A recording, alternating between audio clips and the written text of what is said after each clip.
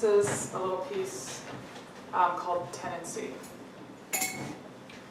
A spider spun its web in my kitchen window, and I let it.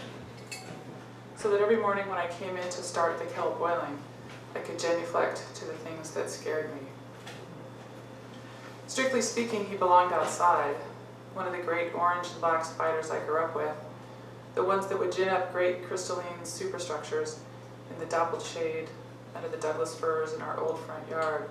There wasn't really a yard, but more of a mess of ivy and rocks and pine needles because my father didn't like to mow the grass. 6-foot-tall rhododendrons lined a path to the house, and the empty spaces between the great purple blossoms lent themselves to the spider's fragile architecture, offered up a highway of bugs to feast on. But in the ambiguous light, I'd invariably go crashing through them face first. The spiders never seemed to learn. There was always a new web within hours. It taught me a lesson, but one I either didn't believe or that I've only begun to unravel after a considerable period of time. Something about the economics of self-exposure, or simply the acceptance of pain. In my kitchen, the economics were stacked in this particular spider's favor. Its back was to solid glass, and so long as I didn't interfere, it could stay as long as it wanted. I theorized that the spider may have been attracted by the copious and fat black fruit flies that plagued my kitchen in the warm summer months. The flies themselves appeared drawn to my perpetually full compost canister. Not full because I am an active cook, I am not, and a lot of the food came from the deli. But because I worry about the passage of time and its effect on food. I obsess about sell-by dates, use-by dates. I add my own ample cushions.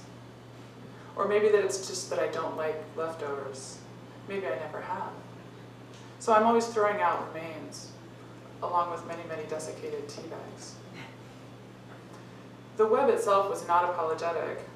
It covered most of the window and seemed tethered to everything, as if to the numbers on a clock's face. The string of colored lights at noon, the jade plant in the yellow pot at 3. At 9, a cactus in a white pot. In between, at 6s and 7s, faded ticket stubs to the Revenant sitting in a teacup, a smattering of shells, a clay wolf figurine, the compact aluminum canister holding the remainder of my father's ashes.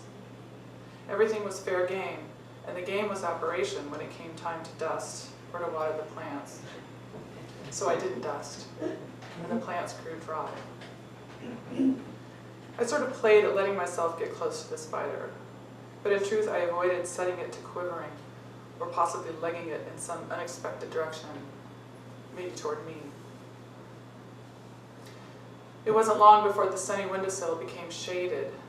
Mysterious black and orange spatters, ashy carcasses and casings, gray shrouded things that drifted into my mother's bright bone china teacups.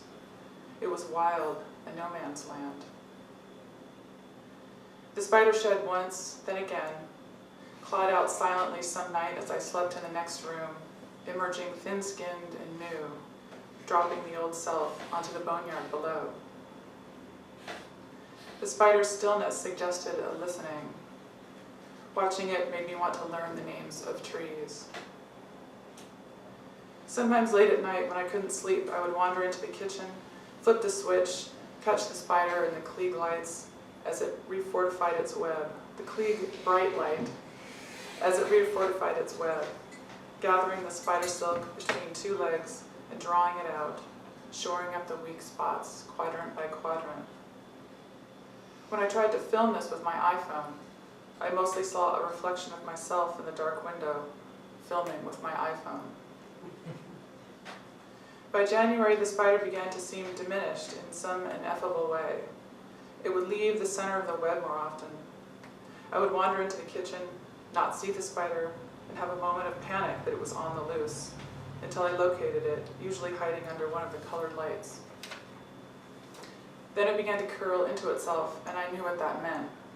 Certain things are not species specific, and I had seen it in my father not long before. This happened in the middle of a cold snap, and the earth outside was still and hard. All I could do was watch it happen. So I waited. This time it didn't pull a Houdini. It didn't squeeze out of the straitjacket of an old skin. This was all it was. It died, having gathered itself into a tight fist, except for one slender limb that remained outstretched, clinging to a thread, moving slightly when the forced air came from the vent in the floor below. So I gathered the spider into my fingers, pulled the web from the colored lights, the jade plant, the ticket stubs, the wolf. Everything as it was before, except for the aluminum can with my father's ashes, which I picked up. I took them all out to the backyard and laid them on the heap of the world to be respun.